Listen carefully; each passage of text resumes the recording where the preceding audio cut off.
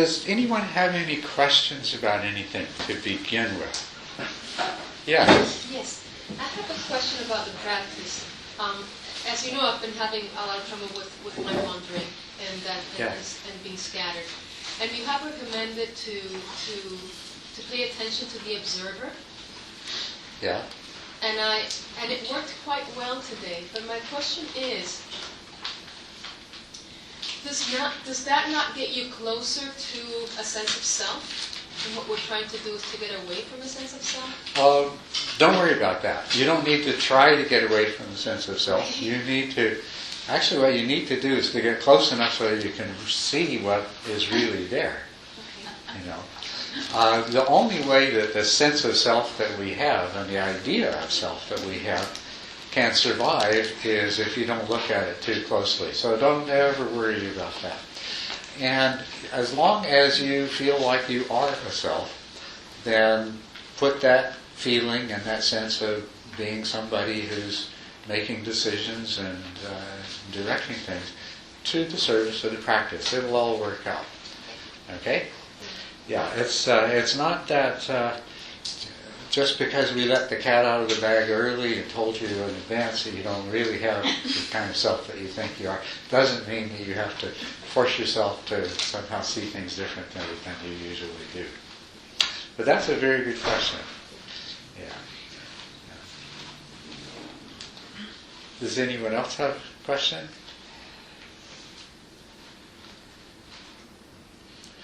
Well, I want to, of course, continue with this approach of putting these Dharma teachings into a positive perspective of what our potential is and what we can become, rather than the more traditional negative perspective of everything that we aren't.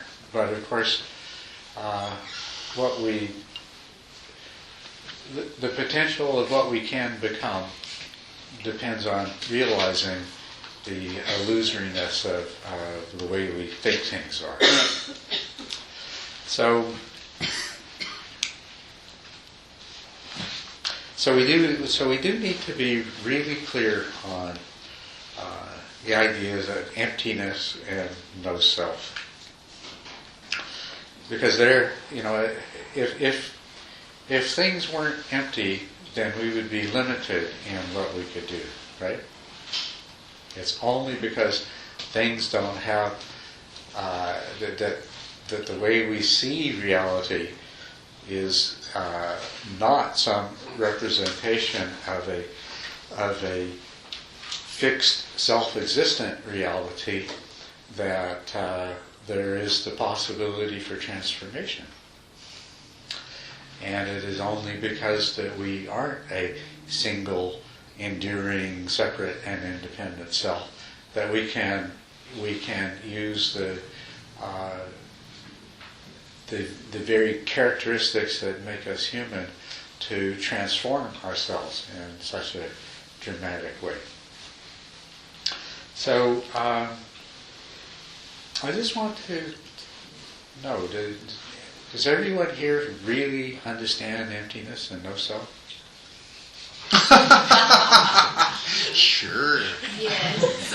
Well, yes, that was the first week, right? What's that? That was the first week we learned that. Right. But I just wouldn't want to leave anybody behind, that you didn't get it. And the hard part about it is that it seems to be so real. It's not that hard to really to understand. Although if you listen to people talk about it who don't understand it, it can sound really confusing. But it's pretty straightforward. So that's why, I just want to check in with you. Anybody would like to hear a little more? I would love to hear more than that. Well, emptiness and no self are really, they are the same duality that they are all about, right? The self and the world. And the opposite side of the flip side of the duality of self and world is no self and emptiness, right? So,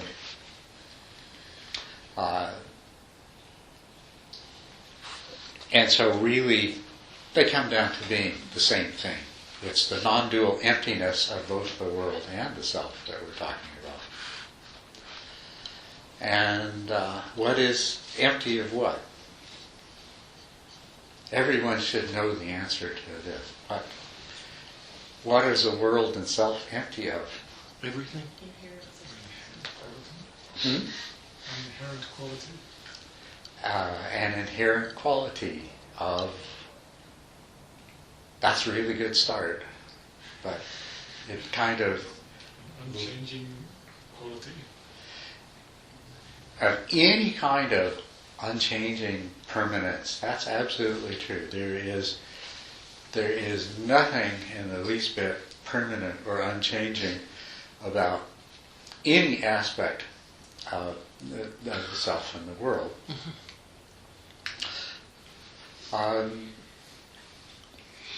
It's empty of any self-nature of being what it appears to us to be.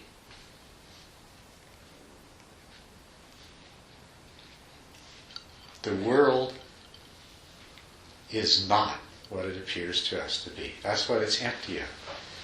But you know what I mean when I say a self-nature or self-existent nature? Yeah. That's good, because that's a very sophisticated concept, self-existence. But you know, if you look at the word existence, and this is the one thing that becomes quite confusing when we say there's no self. And then some people say, well, does that mean I don't exist? Or you say the world is empty, does that mean the world doesn't exist? But right away, if we look at it, we start to discover something about the truth of emptiness just in the fact that our thinking is determined by words like exist, which comes from the Latin ex ist, which means to stand outside, and specifically it's in reference to standing outside of the mind, because probably since human beings first invented language, they generated words to distinguish between what was only inside an individual's mind and what, and we would say in English, coming from the Latin, what exists, what stands outside of the mind. You know what I'm saying? Okay. I mean, we do this as children. We learn this. You know, you imagine something, but it doesn't exist, right? Or you have an illusion, but the thing that you have the illusion about doesn't exist. Something else may exist that you have mistaken, right? At least in our normal way of thinking. And so we have this idea really deeply embedded in all of our thinking and our language and everything. But there's this realm in here, and there's a completely separate and independent realm out there. And some of the things in here can correspond to things that exist out there, and some of them can. Some of them don't.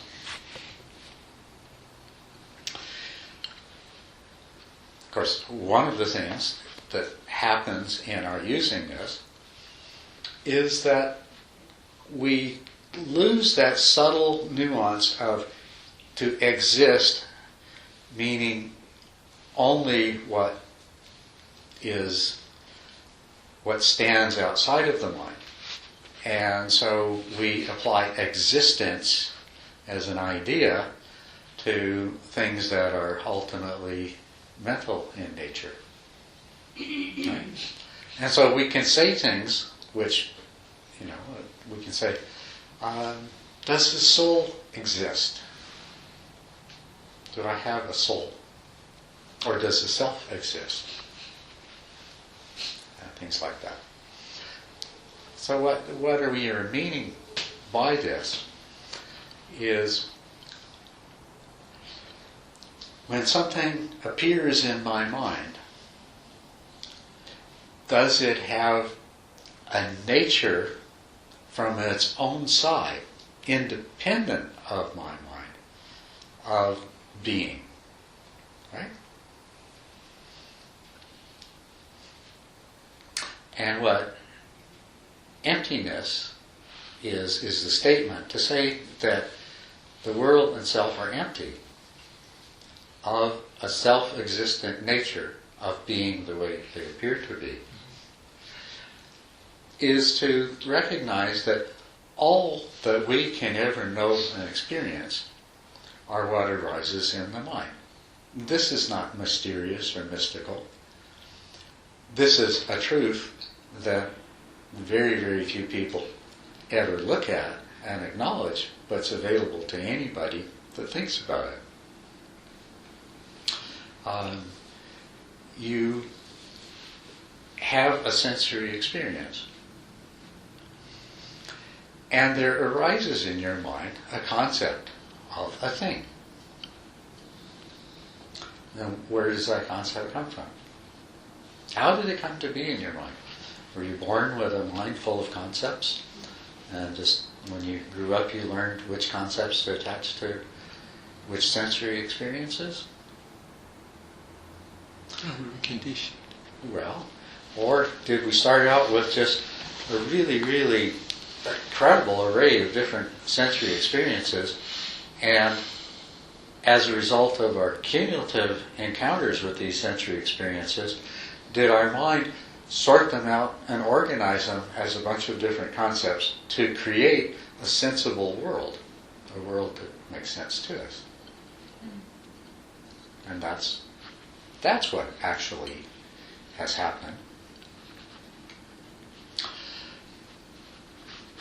So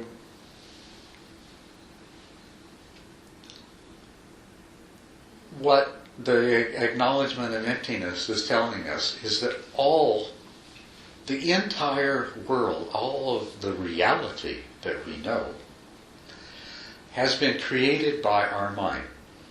It's been created as a result of sensory experience. And part of that sensory experience, of course, is that an intention or a wish or a desire has arisen within mind. And then we have seen that action follows from that. But it's still a sensory experience. Right? When you were a child, a desire arose, and so an action followed spontaneously. You didn't plan it, but you opened your mouth and you filled your lungs, and and the next thing you know, somebody was coming and making you feel better. And then later on, you developed all kinds of motor skills, and you did things, and what you did produced results. But all of that was sensory. You saw it and felt it and heard it and so forth. So your entire experience is a result of your mind's organization of sensation. And of course, if we look at our senses now, you might take the visual sense, right? And can you perceive pure visual phenomena? I mean, right now, try it with your eyes open. Can you perceive just light and shades of brightness, which is in fact all that your eye is detecting? But can you do that? Is there anybody in the room that can do that? No. You see people and things. Right? Yet whatever is taking place is happening in your mind with a kind of immediacy that immediately asserts itself between what logically from the point of view of physics and physiology, we can say, well, the truth is that light of different wavelengths and intensities is impinging upon cells in the retina. And they're sending nerve impulses to the brain. But we can't even see a field of color and shape. We see things. It is so very, very pronounced in the visual sense. But it's happening with the other senses as well.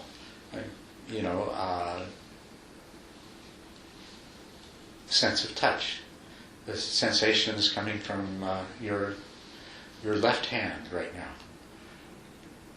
Can you experience those sensations independently of the idea of handness and whatever qualities that they have?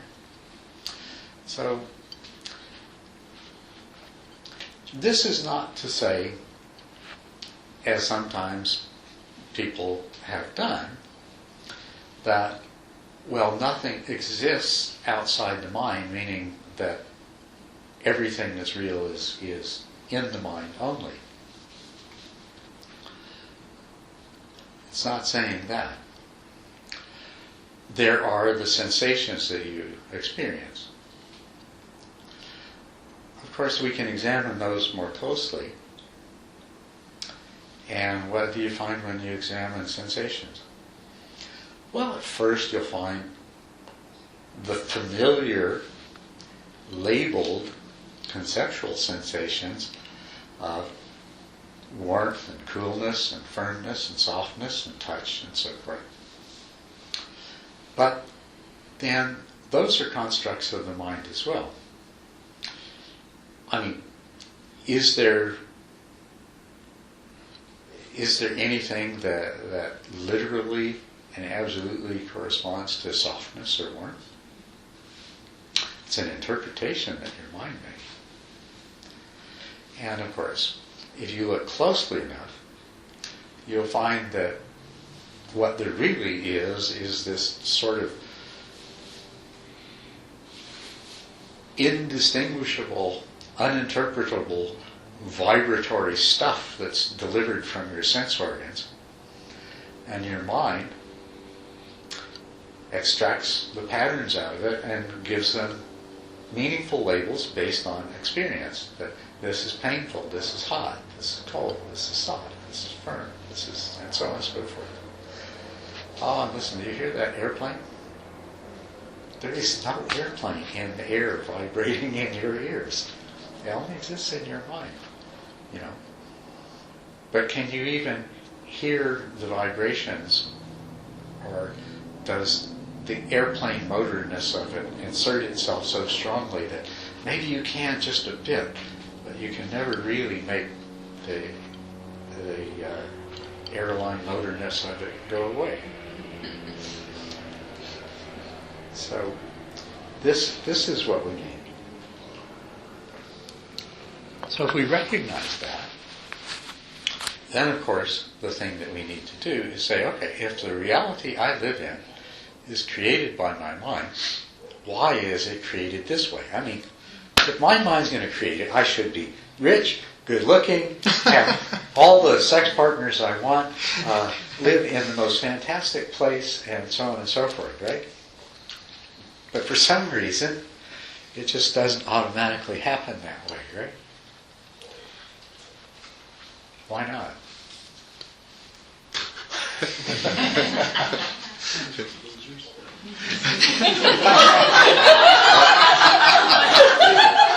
You said losers? I missed that.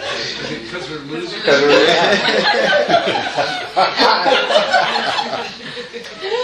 Must be.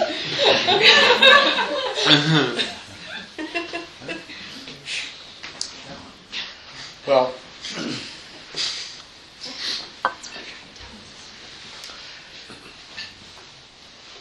so what we can conclude is that if it was only our mind, and if our mind really belonged to some self that was the recipient of the pleasures and the endurer of the pains that are brought on by the mind's activities, that you would think our mind would do a better job. So it's only reasonable to assume there is something else involved.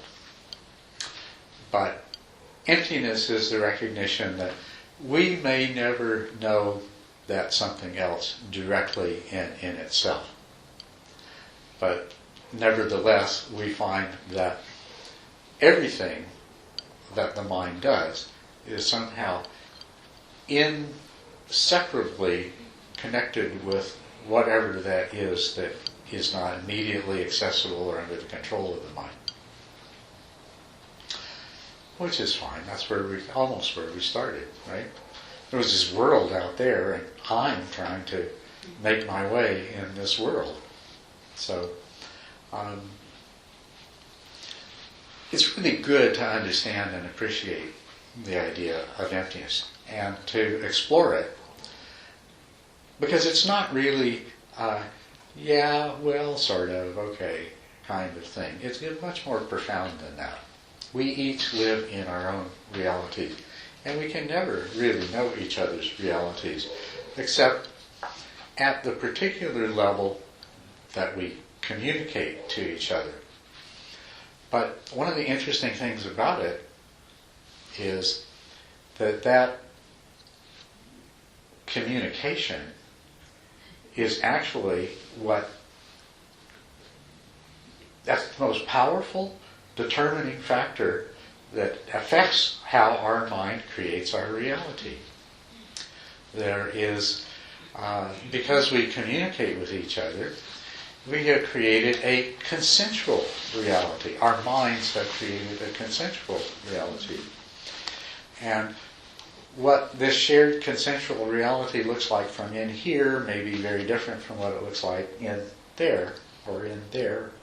But what's really significant about this is that this consensual reality is powerfully determining what this mind creates and lives in, and what every other one of us. So we're very much interconnected in this way.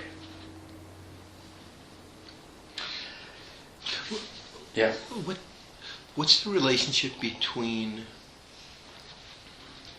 emptiness and attachment?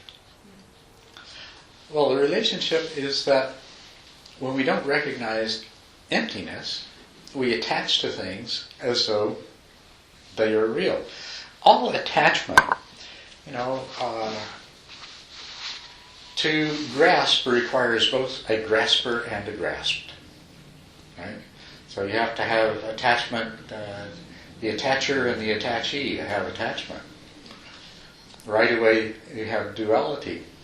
And right away in bringing that, in creating the perception of that duality, what we have done is created an object and given it a kind of reality, and a self and given it a kind of reality. Mm-hmm. Right. Yeah. Which, if instead you realize that all of the objects that are experienced as objects are in fact only projections of the mind, and could be projected in many other ways other than they are. That's a thing that's subtle, and I don't want to escape mentioning, is that it's not that our mind is projecting things in the only way that they can be projected. We have this filter that operates, and so we project a world of things according to all of our preconceived notions of the way that a world can be and what's possible, and we ignore anything that doesn't fit into that. Right? We ignore it, or we change the way we perceive it, or whatever. So when you realize things are empty, you realize that any potential object of attachment has no self-existence and has no necessary qualities of being in any way, the way that in the moment that you might be inclined to attach to it, that you perceive it to be. But as soon as we attach to it, then our mind is going to struggle as much as possible to maintain that projection against evidence to the contrary for as long as it possibly can. Right? Oh, you've all experienced this. You ever fall in love with someone and they're the most wonderful person that could ever possibly, they're just perfect in every way. Does anybody ever have that experience? Which time? Well, I've heard tell what happens. But then time passes and you realize that, well, they're not at all the way I perceived them to be.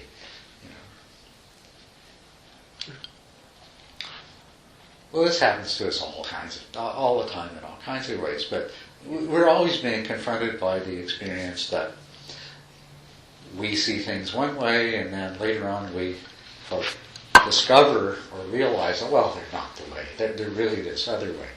But you know what? None of those ways are any more real than the others. They are all just different projections. So she wasn't really the most wonderful girl that ever lived, and she wasn't really the nasty bitch that you divorced. It's all just projections. And that's actually, that's the essence of emptiness. I mean, you can plumb it to its depths, and you need to, and you should.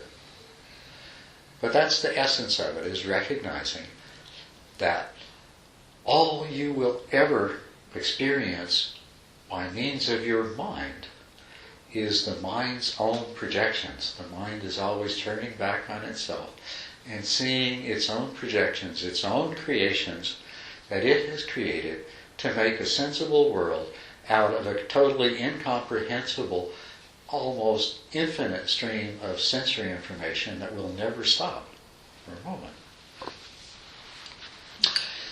Part of this sensible world, though, it's like when you start to draw a figure on a piece of paper, you can't draw a figure that doesn't have a center, right?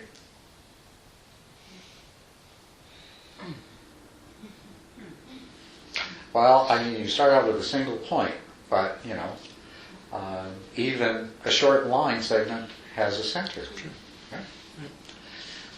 It's an analogy, it's a metaphor.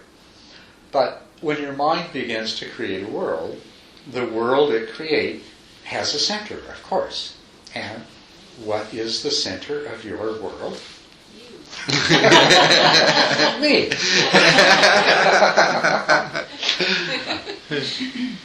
Yeah. So part of world creation is the self.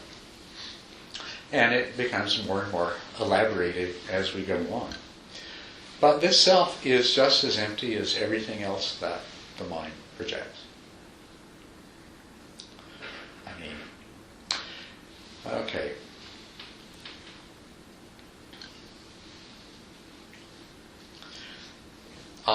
Yes. I have a question about that. Within the context then of the emptiness and the projections that you experience, how do you reconcile that with the ideas that a sense of community or being bonded is good for longevity and being healthy? Because it's like recognizing your friendships or the connections that you feel with some people, whether it's opposite sex or just friendships. And it's like, well, I really appreciate this projection I have of you, and you really appreciate the projection you have of me. Is that sort of... Well, this is very, very much a part of it. Yes, we rely so much on each other to help each other create a stable projection that whose emptiness is not too obvious.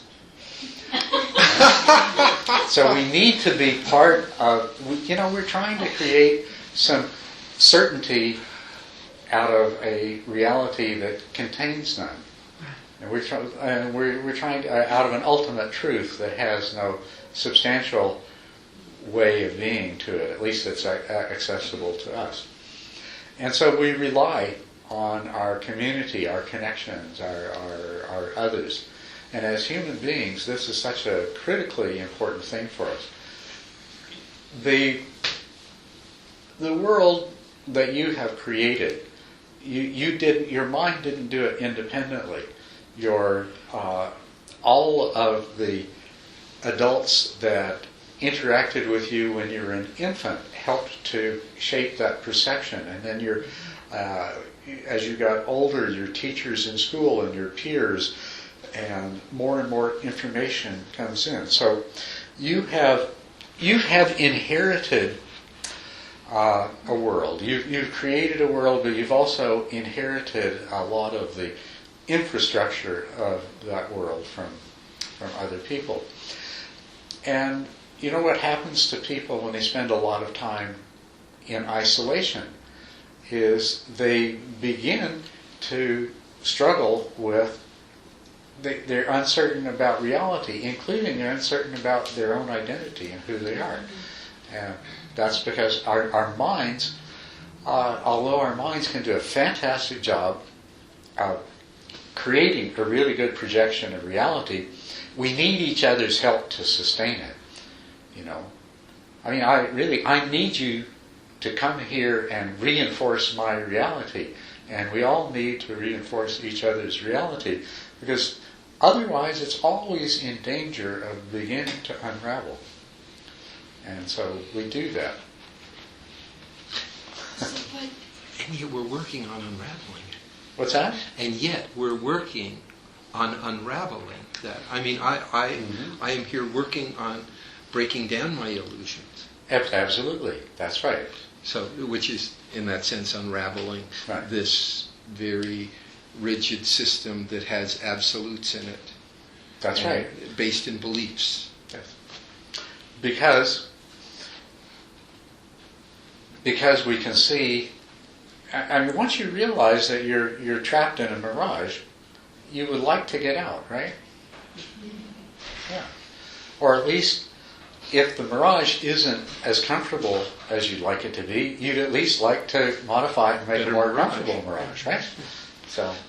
Yeah, some of the mirage is great. What's that? Some of the mirage suits me well.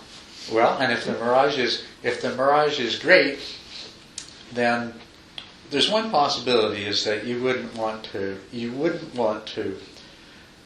explore anything that threatened the stability. But then again, if you have a lot of comfort in the empty world in which you exist now, that very comfort and stability may give you the courage you need to try to see where else you can go, how much further you can go. And this is in fact what we see. The more difficult and stressful the existence that we're trapped in, the more difficult it is to look beyond that. Except my time, at least my perception of it, my times of my greatest growth and enlightenment have come out of my worst pain. Mm-hmm. So how does that fit? Well, it fits because no matter what I say about it, there's going to be exceptions because it is all empty. That's not really. I mean, if we really want to look at it and say, okay, because this is what we really want to do. We want to look at our minds and say, okay, well, why is it that if everything's going well, I would want to penetrate to a deeper truth? You know, if I would go, why wouldn't I just want to relax and enjoy it?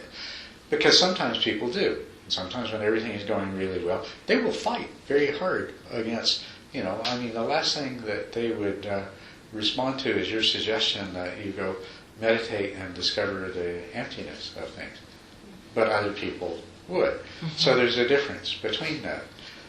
And I think what you would find underlying that is that those people who don't want to change are grasping very, very tightly to the success and the pleasantness and the satisfactions that life has. And the reason they're doing that is that at some deep level of their being, they know that this can't last. And they know that it's not really satisfying them. And so they're just trying that much harder. So it just drives them to hold on more tightly. Whereas there's, in a sense,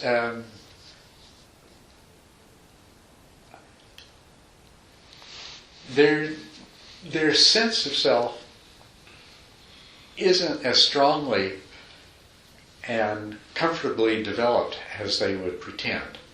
And that's why they are clinging to the illusion in which they live. Whereas I think the other person, that their ego structure is strong enough and healthy enough that it dares to look at its own nature, and it dares to consider the possibility that there is something else. There's someplace else to go. In terms of pain, I think if you think of so many people in this city who are basically entrapped in their suffering. They're living in situations, they have relationships that is constant fighting, struggle, pain, dissatisfaction. They may involve drugs, they may involve poverty or wealth or whatever, but there's a lot of misery there. And they are so preoccupied with their constant struggle that there is no opportunity for a recognition that this may all be an illusion. They're totally bought into it. This is real. My pain is real. And don't bother me with this other stuff. I've got to do something about my pain. You know. So they're attached to the pain. They're attached to the belief in the reality that is causing them pain, and so they believe that if they can change that reality, then they can escape their pain. And so, get out of my way. I've got to do something about my suffering. But that doesn't mean that a person can't experience suffering and look at it and say, you know, this can't be all there is. There must be something more. And perhaps to reflect on their previous experiences when the suffering wasn't there, and to get some glimpse that, you know, it's not really the circumstances that I live in, but it's the way I react to it that creates my suffering and my happiness. As soon as that inkling arises, then this opens the door to all kinds of possibilities. And this is really what it's about. When you discover that the quality of your reality is not dependent on circumstances external to you and beyond your control, then you immediately start to acquire a very strong interest in learning what are the principles by which your mind creates happiness or misery out of the stuff that life presents you with. There was other questions over here. Oh, did they get lost? Yeah. I would like to come back to this example you said when somebody is deprived of community, for example, the loss of identity. Mm-hmm. Isn't that then, in that concept, a much healthier state of being? We say it can be a psychic affliction then, but isn't that... Well, what is healthy is to realize the emptiness of the self-image, not to have the self that you cling to become ragged and broken. and that's the difference. Now, in solitude, with the right guidance and with the right practices, without the external supports to the idea of who you are, as it begins to fall apart, this may be your opening to realizing the emptiness of the self. And so it can, of course, be very positive in that way. But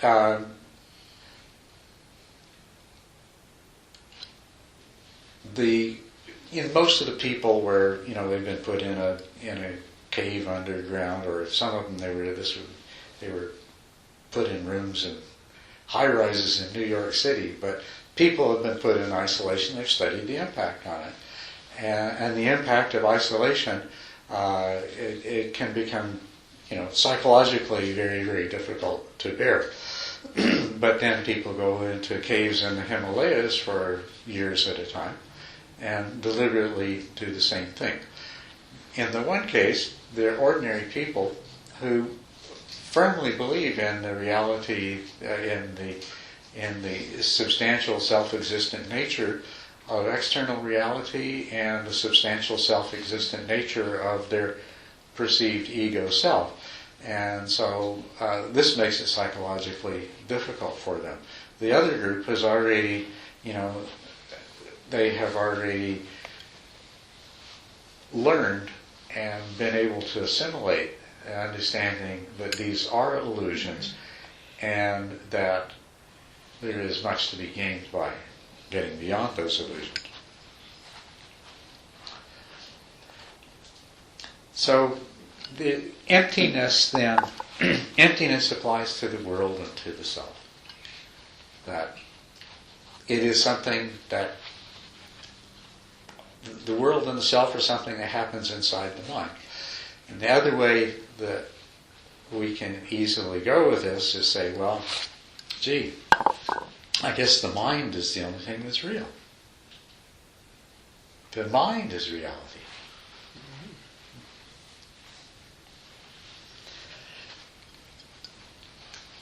And what that fails to recognize is that the mind, just like the self and the external world, is another perception. The mind, too, is empty. And what does emptiness mean? The mind, too, is lacking any self-nature of being the way we perceive it to be. So your mind is just as empty as everything else. My mother used to say that. Little did she know.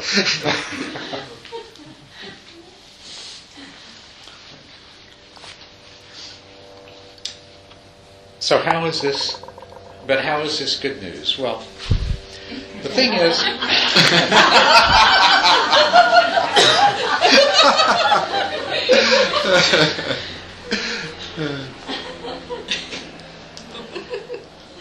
it opens up a vast range of possibilities.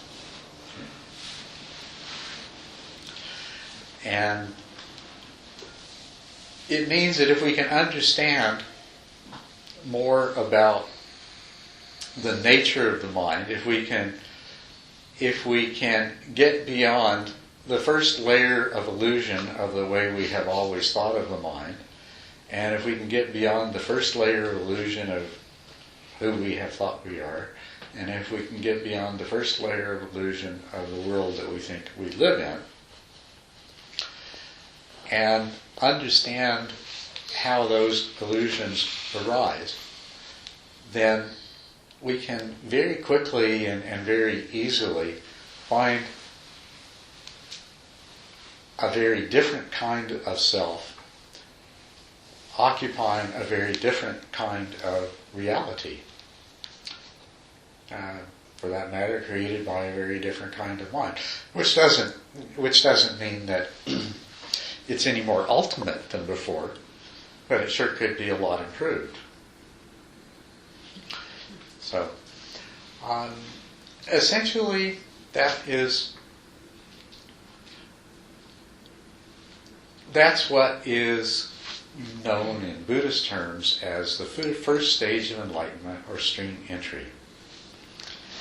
When you come to fully realize the emptiness of self and the emptiness of the world, the mind-created nature of it, then you are transformed in a way that is radically, you're transformed in a way, first of all, that is irreversible, and that's why it's called stream entry. But you're transformed in a way that qualitatively changes your existence from that point on. And now,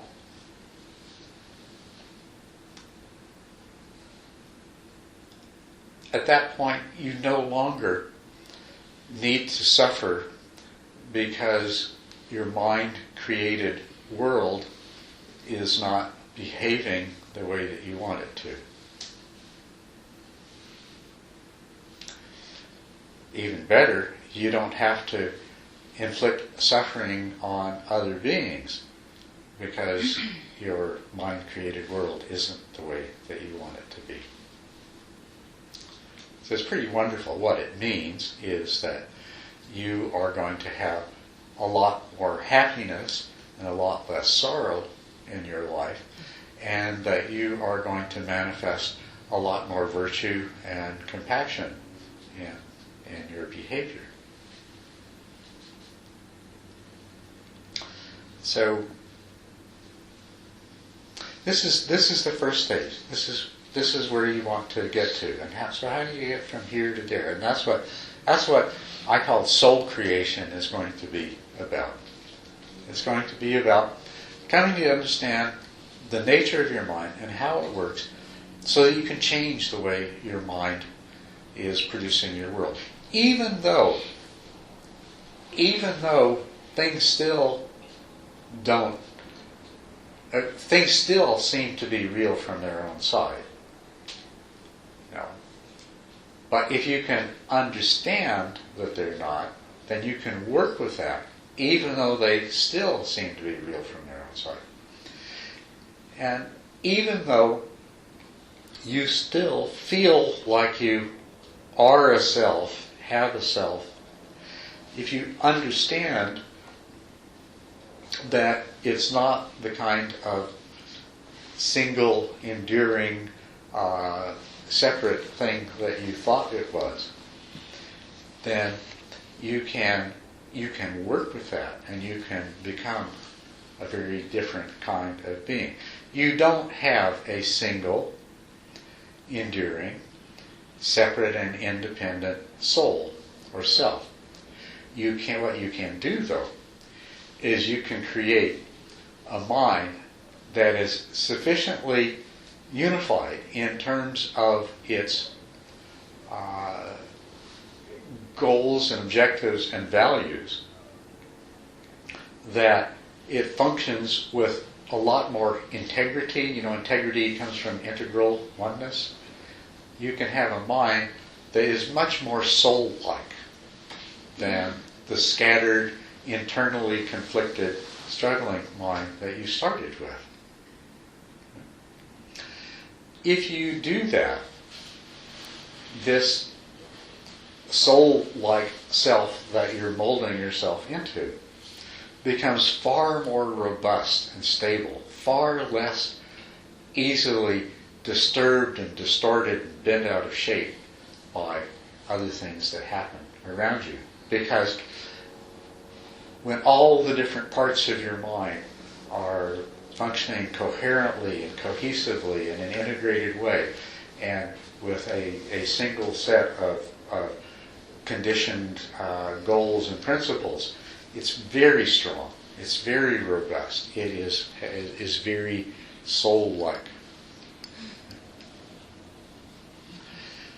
But the best part of all is that if you recognize that not only are you not separate and independent from everything else, that all of your problems have come from thinking of yourself in that way, that part of self or soul. The separate, independent part can be flipped around 180 degrees so that you now experience a unification with all that is.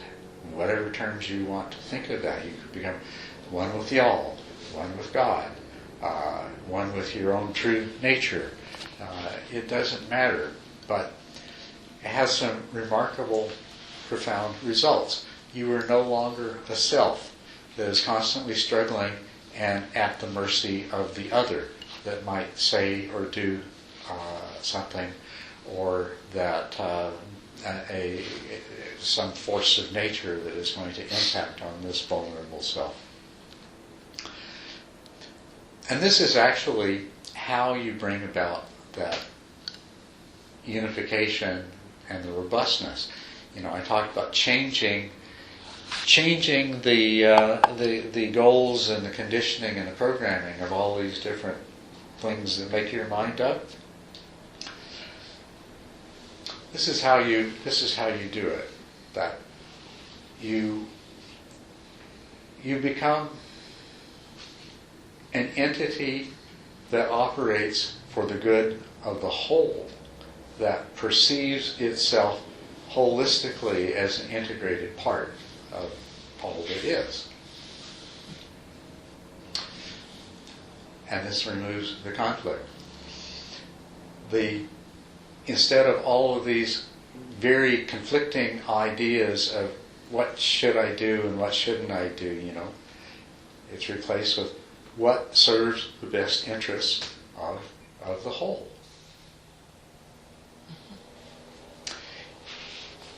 It becomes simpler and clearer and more direct.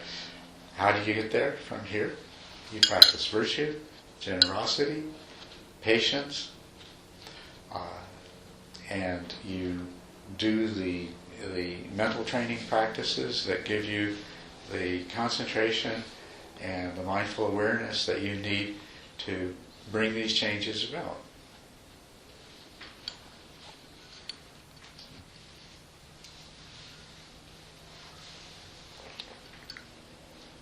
Sorry.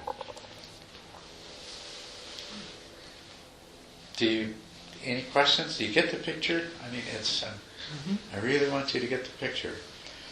And you notice we haven't talked about, well, this is ultimate reality. Your true self is oneness. We're not worried about that, right? We're worried about let's get to this place where, the reality that you live in and that you experience in your modified selfhood is a far more wholesome, satisfying, rewarding, enriching kind of reality. And then once you get there, we can see what lies beyond. Because in the Buddhist tradition, the stream entry that I just talked about is only the beginning. There's 4 more stages. So there's a lot more to be done. But we have to get started first. Yes. What does the stream represent when you talk about stream entry? Well, it has. Repeat that question. What does the stream represent when we talk about stream entry? There are more than one metaphorical applications of that from in the original teachings of the Buddha, but there are 2 in particular that I think. First is that he often spoke of crossing the stream. And on one shore, we're pursued by all of our demons, and we're living the lives that worldly people do, which are ultimately unsatisfying and despairing. On the other side of the stream is the full enlightenment of an arhat, Buddha. And so the metaphor, the first metaphor refers to entering the stream, entering the first, entering into the path that once you dive into the stream, you're going to keep swimming till you get to the other shore. Is there a danger of being carried downstream? Well, actually, there is, and we're mixing metaphors a little bit here, but the other metaphor of the stream entry is that once you have stepped into the stream, you are carried by the current. And so they say that once again, it's still another metaphor that once you have attained stream entry, then your enlightenment, your full enlightenment, your Buddhahood, arhatship, is assured within an absolute minimum of 7 lifetimes, which is once more a metaphor, but the idea is that once you've entered the stream, that the current will, you've been grabbed by the current and it will carry you to the goal. So,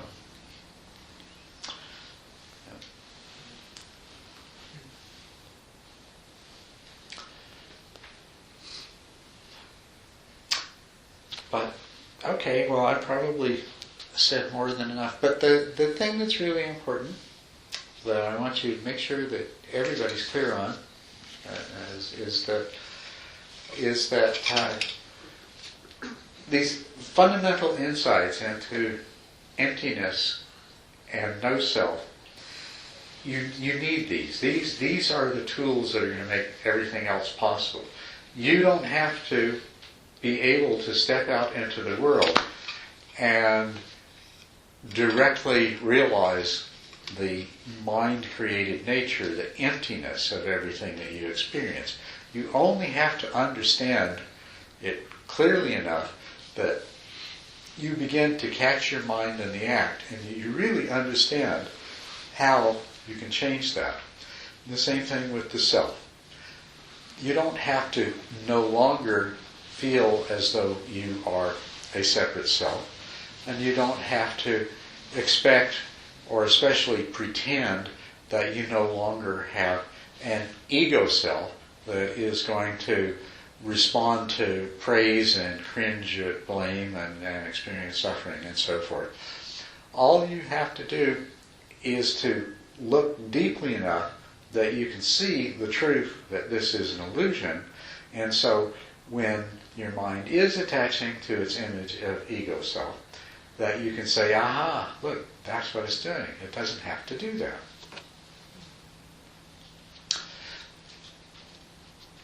But it's the beginning work of shaking this mistaken view that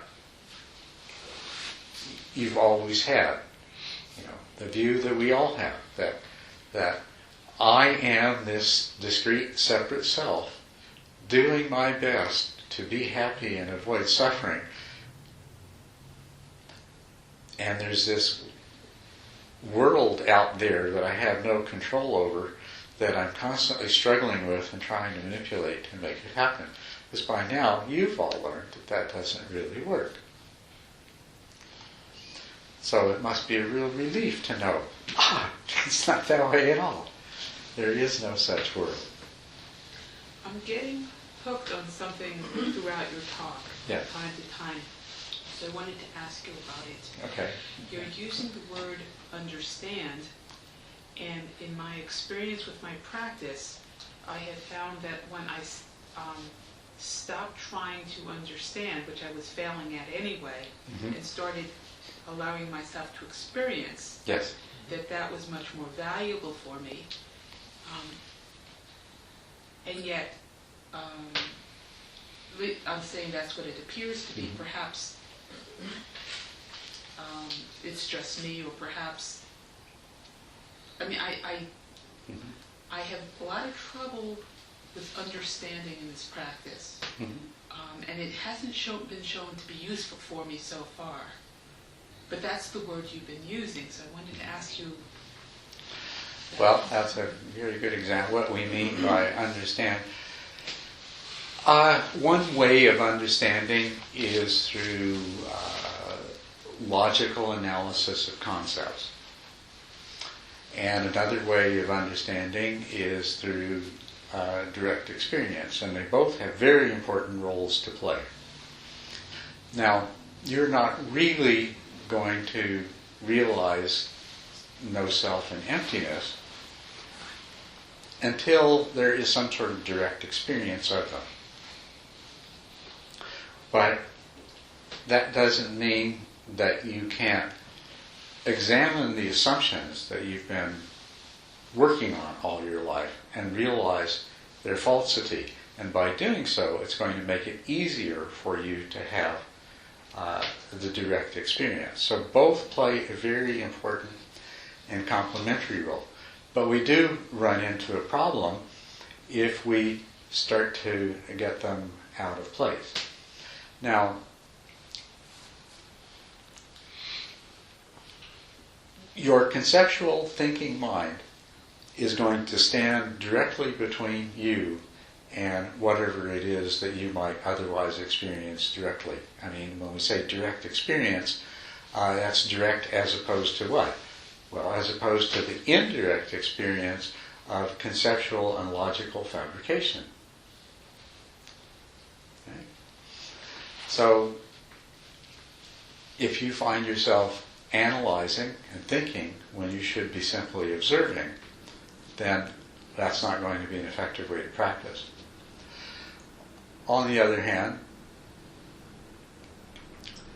if you never examine the assumptions that you're living your life on, then you're going to remain at their mercy. So you have to examine them. It's very important to. Mm-hmm. And not only that, the more clearly that you can intellectually understand emptiness, the easier it will be to experience emptiness. And actually, we all experience emptiness all the time in little ways, constantly. But we don't know what we're experiencing. And so we disregard it or reinterpret it. Whereas if you understand it, then when you begin to recognize it when it presents itself. And that's the way it happens. You know, it's not like all of a sudden you are just overwhelmed with this realization of no self and emptiness. There is a process by which you start to get more and more glimpses, and the glimpses and the pieces start to fall into place. And some of the cruder illusions that get in the way start to fall away more easily. So they both have a role to play. And so I don't mean understand, there's kind of a limitation of words, I guess. I mean understand really in both of those senses rather than either one by itself. But like we were talking about earlier, in being mindful of your experiences, being mindful of the Dhamma.